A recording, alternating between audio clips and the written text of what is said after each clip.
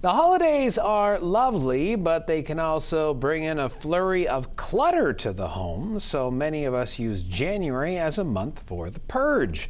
Parenting pundit Julie Cole says, get the family involved. Here's some tips on getting your house in order. January is all about organization for a lot of people because you know what, with the holidays and all the presents, we bring a lot into the house and you're just like, it's too much stuff, right? And I try to teach my kids that our space is more valuable than the stuff in it, right? So it is a great time for getting organized. And I think by involving the kids in the organization can make it both fun, meaningful, and there's also a philanthropic piece to it. And let me explain around that. So I like to kind of do it room by room. So let's start with, say, the pantry, right? So it's a great way, say to your kids, guys, we're going to go through the pantry and I want you to check expiry dates on every item.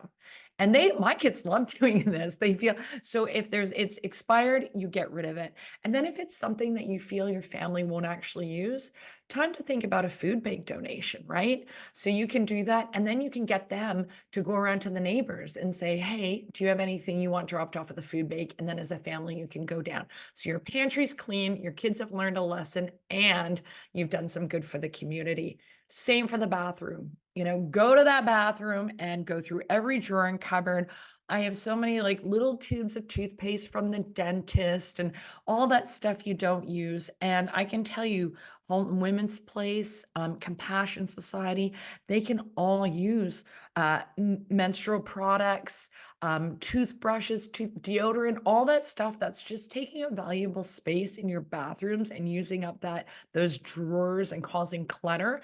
Put little packages together, get the kids, get some Ziploc bags and say, okay, let's put some packages together. You can also hand them around to go to Tent City, go to where you see friends living with homelessness and give out products there. So there's your pantry and there's your bathroom. And what about your closets? Time to go through those closets. I don't know about everybody else's kids, but my kids seem to have this thing about growing, and they outgrow shoes and they outgrow clothes. So I know my teenagers like to go through their things and then they'll bring them to a place like an op shop where they can actually get money for them. And then they can buy the things they want. A lot of teenagers are into this thrifting, and it's really good for the environment. And also, again, collecting stuff that they've just outgrown and taking it to Compassion Society or taking it somewhere where our friends can use it. And again, that's something that the kids are involved in, and they're doing good at the same time. And of course, Jason, last but not least, let's go through those toys, right? Like they brought in all this stuff, they got all this stuff, and I try to do the one in, one out policy. So if you get something new, something's got to go, because otherwise your basement turns into my friends call until I did the big cleanup. I had actually a bin on my driveway in December and did a big cleanup. My basement was where toys go to die, and some called it the toy museum, and it had to get dealt with. And I just want to say, do the one in, one out, so you don't turn out like me when your kids are outgrown all, all of their toys and they're still taking up valuable real estate.